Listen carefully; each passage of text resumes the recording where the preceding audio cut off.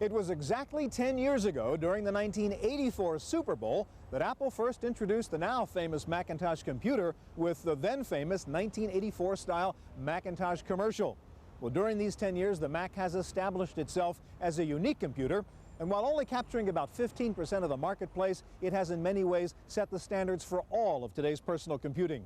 We'll see what's new on the Macintosh today as we take you to the 10th Anniversary MacWorld Expo here in San Francisco on this special edition of the Computer Chronicles.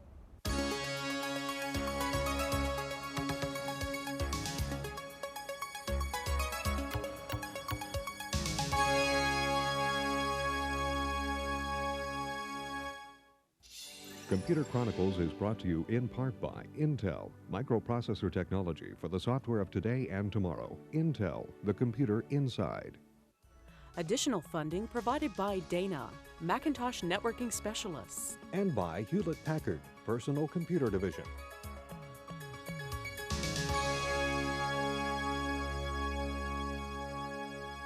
Welcome to the Computer Chronicles. I'm Stuart Chaffee here at MacWorld Expo 94 in San Francisco, along with Tim Bajarin, President of Creative Strategies. Tim, there are really not a lot of new products, important products being introduced at this MacWorld, yet it's your view this is nevertheless a very important show. Yeah, it's a very important show for a couple reasons. This is a transitionary period for Apple. Apple has had to take the Macintosh and try to convince everybody that it's still a very important platform, and yet at the same time tell everybody that there's a new Macintosh about to come out called the PowerPC.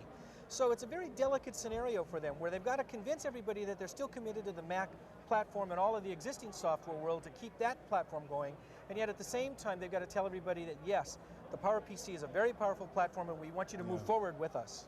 What about Newton here at Macworld? Newton's important too. This is the first show that we're going to be able to actually have Newton software where people can play with it. The last time when Newton was at the Macworld in Boston, it was just the box itself. Now we've got software and examples for people to actually look at. So it's important for Apple to be able to take Newton, show some of the applications, show how we can make it more productive, and put the right perspective on it that says this is a very important platform and we're going to support it as well. Finally, Tim, what about the Macintosh GUI? A big advantage, Windows catches up. We're not seeing any real change on the Macintosh. Right, in the past, and it's actually amazing that in a 10-year time period that Macintosh graphical interface hasn't changed that much. But the thing that's important is that now that they get new processing power with the PowerPC, Apple can do things like add voice, sound, video, voice recognition, etc., and take that graphical interface to a new level. So the PowerPC is key to that. Sure. Okay, today we'll see the newest hardware and software for the Macintosh, for the Newton, multimedia, and more at MacWorld 94. This year's Expo featured 540 exhibitors and over 700 new products. 70,000 attendees filled the halls to capacity during the 4 days of Macworld. Alongside the traditional Macintosh vendors, there were some new exhibitors, more commonly associated with PCs than with Macs. Digital equipment and Texas Instruments were among those showing Mac-compatible peripherals, such as scanners and high-resolution printers. Macworld is still a Macintosh showcase, however, and Apple Computer took center stage with more than just new hardware. This year's show highlighted the decade-long history of the Mac, with conferences stressing the achievements of the original Macintosh and the future potential of the next-generation Mac. To add to the nostalgic feeling, Apple replayed its most famous Macintosh ad, the Super Bowl commercial, featuring an Orwellian 1984 theme. One resolve, one cause. Our enemies shall talk themselves to death, and we will bury them with their own confusion. We shall prevail. Macworld's theatrical side was overshadowed by the excitement surrounding the next generation Macintosh, dubbed the PowerPC. Although no formal announcement was made about a release date or price, PowerPC demonstrations were much in evidence at the Apple Pavilion, and a broad range of software companies had PowerPC applications on display. We're seeing a lot of PowerPC applications on the floor. However, there's a sense of anticipation that when in the spring the PowerPC is released, you're going to see a lot more activity. This show is holding its breath. While Apple was not selling any new PowerPCs at this show, the company did have some new products.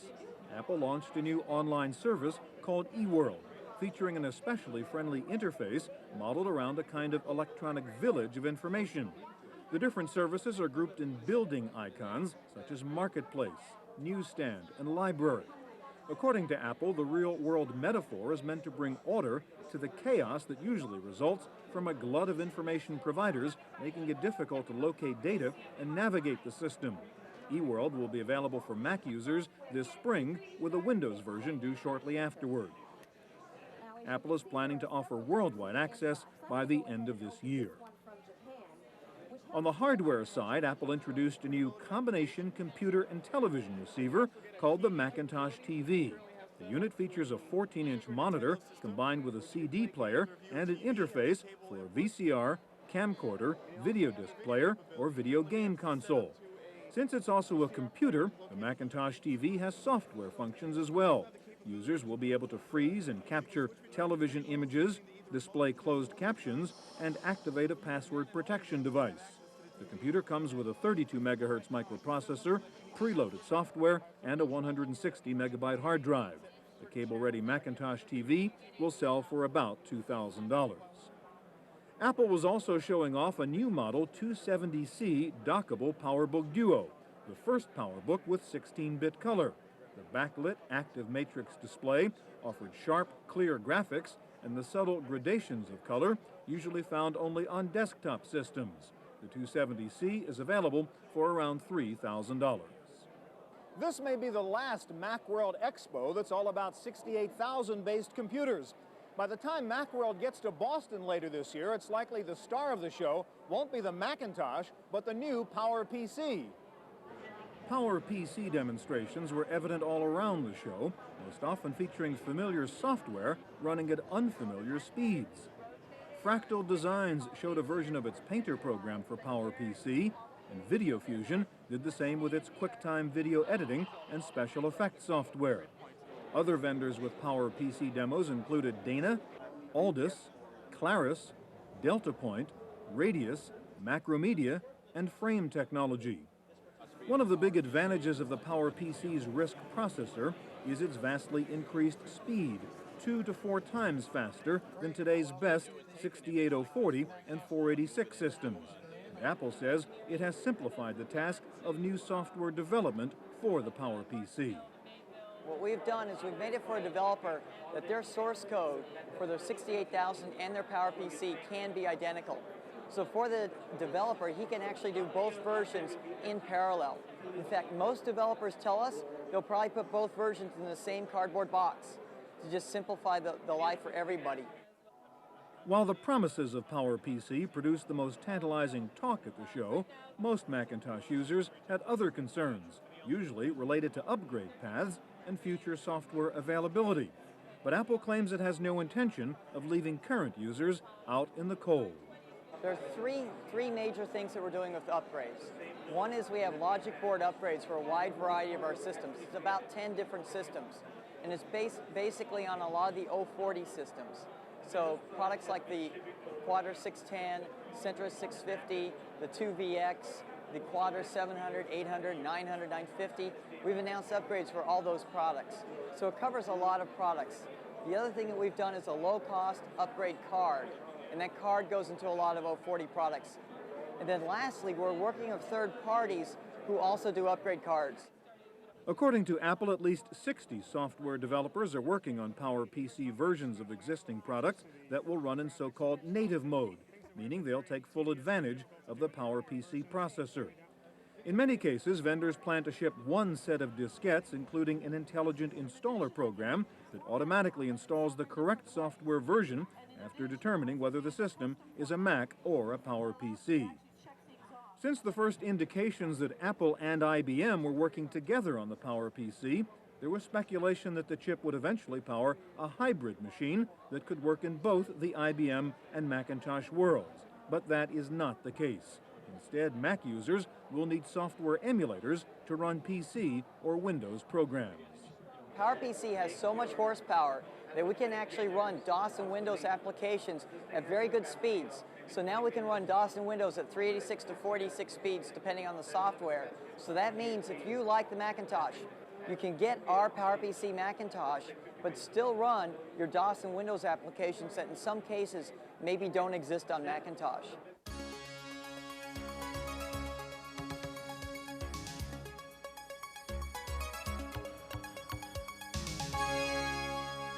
The Macintosh rose to glory thanks to its graphics power, both in its user interface and in its ability to do graphics-intensive applications like desktop publishing. And despite the advances in graphics on the DOS and Windows platform, it's pretty clear at this MacWorld Expo that the Macintosh is still the dominant graphics box. At the low end, Fractal Design introduced Dabbler, a learn-to-draw program designed for budding artists and non-artists. Dabbler's pull-down menus resemble drawers from which you can choose brushes, inks, and textures. The program includes tutorials for beginners and sample brush strokes of master artists like Van Gogh and Seurat. The intuitive nature of Dabbler's commands was authentically demonstrated by some of Macworld's youngest visitors. Dabbler will sell for $99. Fractal was also showing a PowerPC version of its flagship Painter software, the kind of application that benefits most from increased processing speed. What we did is we took the code of Painter and ported it over so it's running native on PowerPC. Speed is one big advantage. I noticed, if you've got a Quadra 700 and you know the speed of that, then you can say the PowerPC floating point is 10 times the speed of that. So things like our lighting command in plain old Painter 2.0 run 10 times faster with that. Power production software featured another kind of drawing package for would-be computer artists who feel uneasy about any kind of drawing. Storyboard Quick is for directors, producers, and media designers who need a quick representation of their story or visual layout. Storyboard Quick includes pre-drawn characters, locations, and props that you can move in and out of frames by pointing and clicking with a mouse. Characters can be rotated to face left or right, front or back, and resized to create just the right perspective. For more sophisticated presentations, the program can incorporate pict files, scanned images, or captured video frames. Storyboard Quick is available now for $199. A new player in the multimedia field called Video Fusion demonstrated version 1.5 of its special effects and editing program. The software package called Video Fusion is aimed at high-end QuickTime users who need color-correct output to television and videotape. Video Fusion sells for $695. It offers dynamic morphing of images and an extensive library of unusual transitions, such as pour, splash, and raindrops. Video Fusion actually had two versions of its flagship product, one running on a Quadra and the other on a PowerPC. According to the company, the PowerPC version runs 3 to 4 times faster than on the Quadra. Griffin Software rolled out its own image distorting programs. One product is called Dynamic Effects, described as a set of 20 plug-in modules for Adobe Premiere. The other is Morph 2.0, for transforming one image into another. Morphing is a special effect you've probably seen a lot in films and television commercials, music videos, where an image smoothly transforms into another. And while you see this a lot, you don't realize that there's a lot of stuff going on behind the scenes on this. We produce a very inexpensive product for both the Macintosh and the PC that allow us to deliver this power to users at home. Griffin is planning a PowerPC version of Morph, and the company expects the graphics speed of the new chip to make their software run 3 to 5 times faster than on today's Macs. Morph 2.0 is available now for $239. Dynamic Effects is a package of filters and effects for producing QuickTime movies. Volume 1 includes animated special effects and distortion filters, which are installed as modules in Adobe Premiere. QuickTime movie makers can then twist, distort, discolor, and twirl images around like a corkscrew.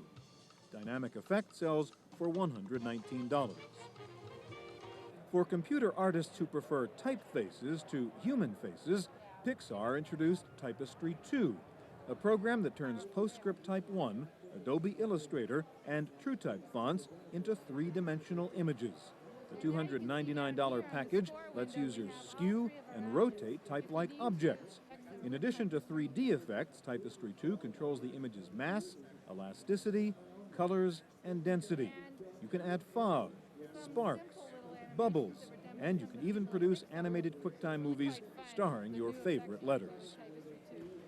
Aldus Corporation introduced new versions of two old standards, Freehand 4.0 for design and illustration, and Persuasion 3.0 for creating and managing computer presentations.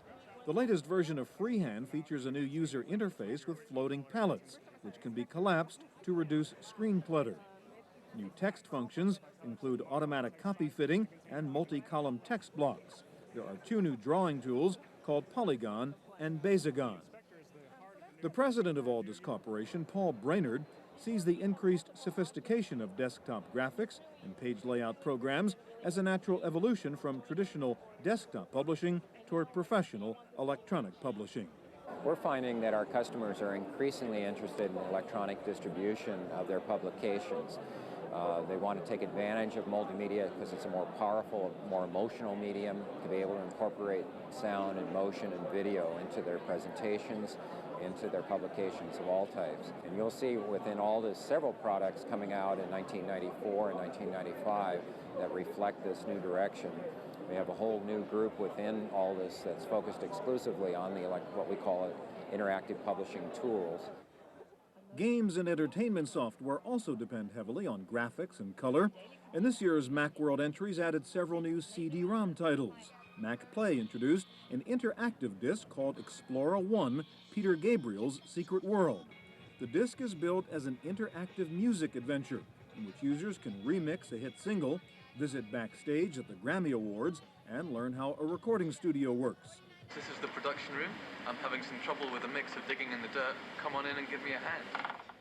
The disc contains over 2 hours of video and audio, including full-length rock videos and 8 mouse-controlled instruments.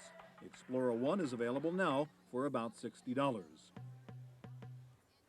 Pop Rocket previewed its new Total Distortion CD-ROM, an adventure game in which the player must pursue a new career as a music video producer while stranded in another dimension called the Plane of Distortion. The goal of the game is to sell these unearthly music videos to earthbound producers. Players willing to submit to this trial can buy the game for $99 beginning in April.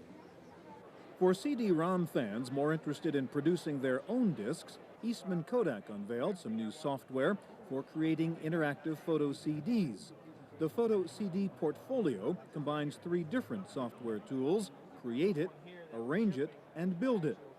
Create It is a $245 editing package for creating simple presentations. Users can select photos, add text and graphics, and import digital audio files.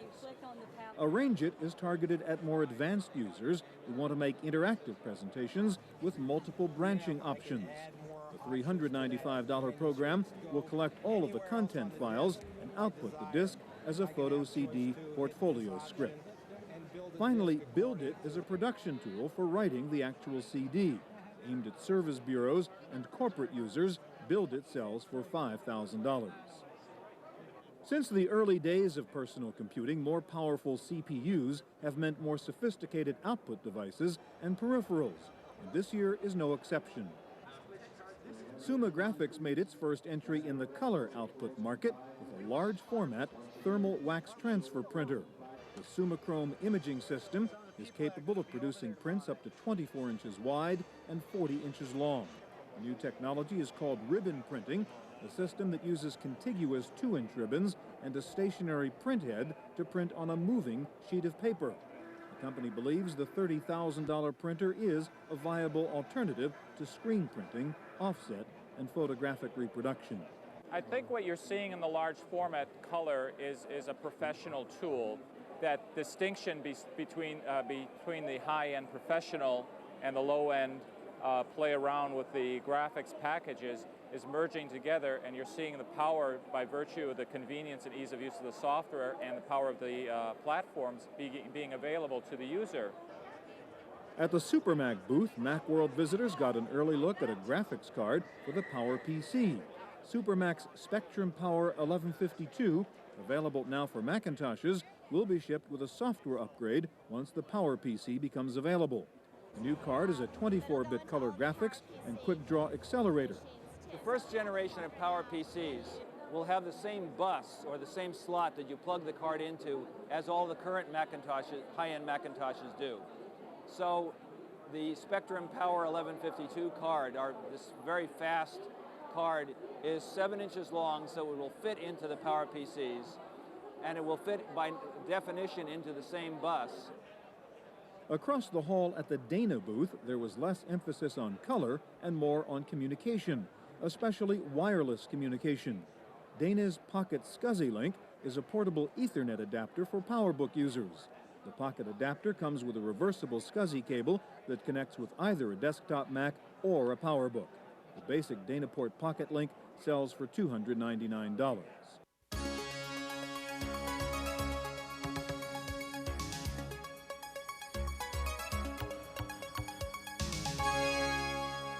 They don't call this show Newton World, at least not yet, but this is the first MacWorld Expo at which there really is support for two computing platforms, as lots of software developers introduce application titles specifically for the Newton PDA.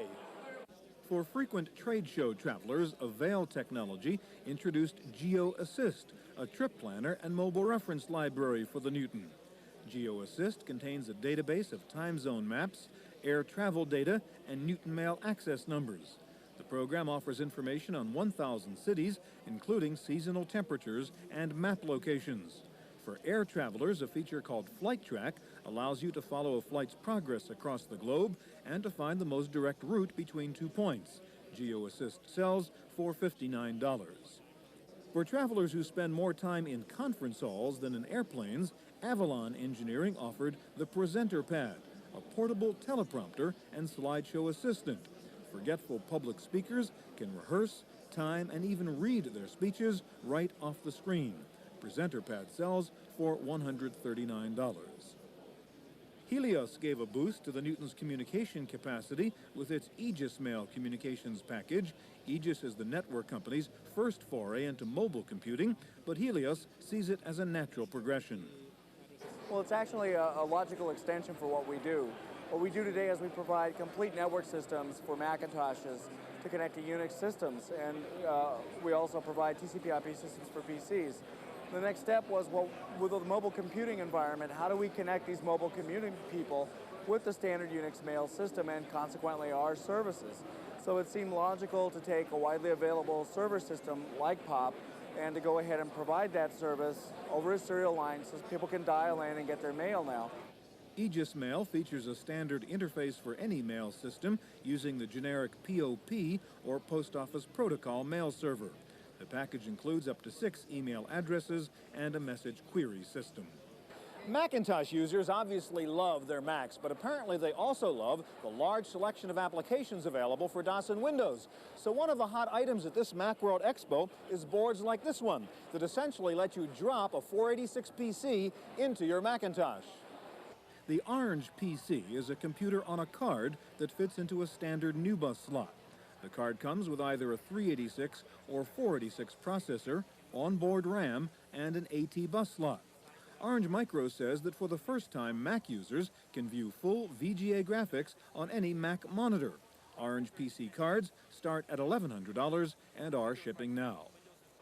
The other way to run DOS and Windows on your Mac is through software emulators, and Insignia Solutions had some new solutions using that approach. For future PowerPC users, Insignia demonstrated Soft Windows for running DOS and Windows applications off the PowerPC's RISC chip. Insignia says that users can run Mac, DOS, and Windows applications side by side, switching from one to the other by clicking in the chosen window. The software approach to hardware shortcomings was also the theme at Connectix, where Mac users lined up to buy RAM Doubler, a $99 software utility that doubles your computer's available memory. RAM Doubler is a system extension, so no controls or new configurations are needed. RAM Doubler uses a virtual memory manager to make use of reserved but otherwise unused memory locations.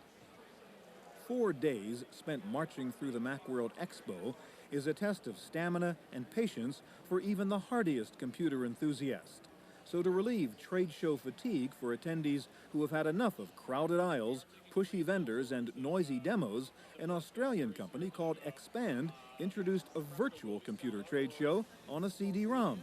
The Expand Expo is an electronic Macintosh trade show on CD, complete with virtual aisles, exhibition booths, and product demos. The Expand Expo CD is free of charge to shoppers, but virtual exhibitors pay $2,500 per calendar quarter to exhibit. The exhibitor's fee is actual, not virtual. That's our look at San Francisco's 1994 MacWorld Expo. For the Computer Chronicles, I'm Stuart Chaffee. Computer Chronicles is brought to you in part by Intel, microprocessor technology for the software of today and tomorrow. Intel, the computer inside. Additional funding provided by Dana, Macintosh networking specialists. And by Hewlett-Packard, Personal Computer Division. Video cassette copies of this program are available. Computer Chronicles also publishes a companion newsletter containing details on products demonstrated and information on program topics. To order a video cassette or a newsletter, call 1-800-799-4949 or write Computer Chronicles. Please specify program subject for tapes. All orders include a free software program for auditing software use and information on the definitive guide to keeping your organization's software legal.